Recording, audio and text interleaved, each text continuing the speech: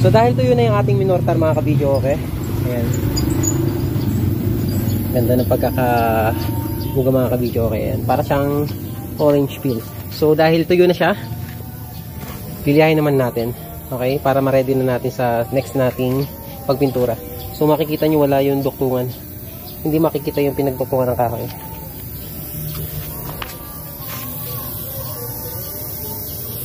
So sa pagliha natin, hindi natin kailangang i-hard o idiin yung ating liha.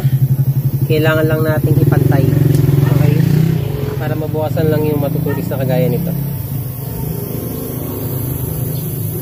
Medyo mayroon kasing matutulis. Ayan, hihayin na natin.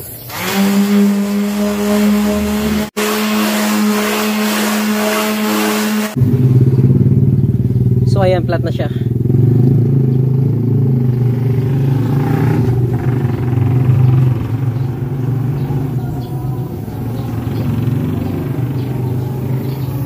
So wala nang matutulis na bagay.